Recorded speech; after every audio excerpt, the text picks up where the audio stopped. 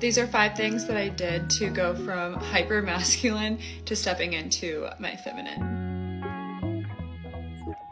First things first is I eliminated hurry from my life. Where can I eliminate this feeling and this obligation to like rush and hurry? When it comes to feminine energy, the feminine doesn't rush. She takes her time. Honestly, I had to ask myself, like, what's the rush? Like, where are we going?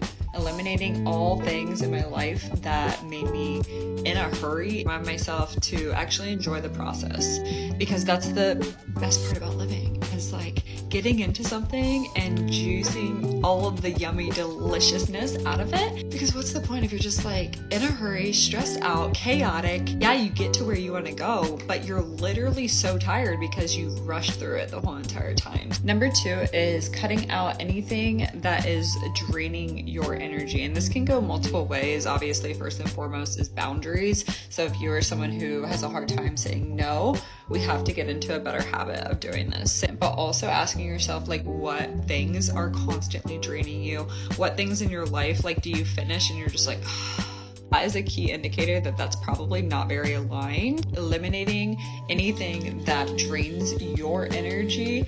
We're saying no to it, we're removing it, or we're making adjustments in that area. So if you are in a friendship or a relationship or a job that does not light you up and it actually drains your energy, we need to reevaluate that. And number 3 is nurturing yourself. So this goes back to self-care. I was in such a huge rush at all times that I told myself that I don't have time for self-care. It's important to actually make a point to ask yourself and check in with yourself. What do I currently need? Now, a lot of times I am able to actually see like when my body needs like fruits and vegetables, and when it needs like leafy greens, when it needs like protein, or when it needs like higher fats. And those are things that like I was not able to actually get in tune with when I was constantly in a rush and I was putting my self-care on the back burner. And to actually get in tune with yourself and with your body, to ask like what it actually needs, whether that's nutritionally, self-care, a walk, sunshine, friend time. Number 4 is probably my favorite, and that is creating a ritual out of quite literally as many things as possible in your life, because life is one big beautiful ritual if you can make it that.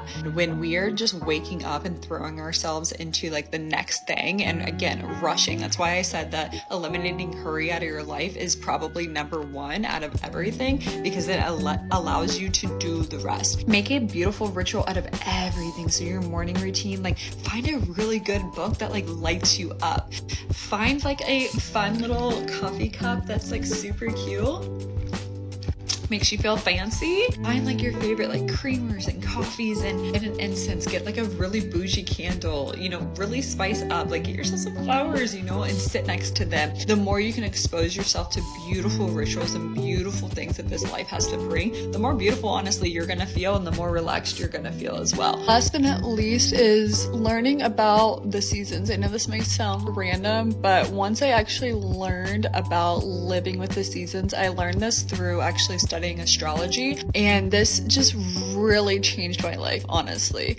Our bodies are similar. Our human DNA is similar to nature. Us as humans, just like trees, just like flowers, just like anything in nature, we run through the seasons.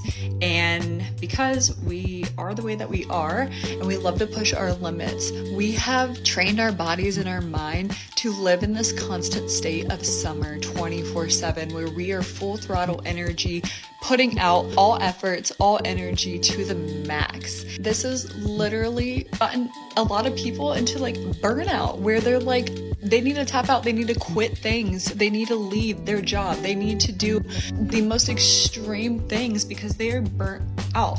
You have to remember that you are not a machine. Like, you're not a machine, and I don't know when or why we just decided to start operating in that manner, but you're not a machine. You are not meant to be going 24/7 full throttle. Literally surrendering to winter and actually resting, saying no to so many things, not going out, like actually like making sure that you're staying in and you're fueling your body. Listen to your body during this time and give it rest during the winter. You will find come spring, you're gonna be full of energy. Just like the flowers are blooming, just like nature is like growing, you will too. Those are my 5 tips for being more feminine. Or if you have any hacks that have helped you, I would love to hear what has helped you step into your feminine.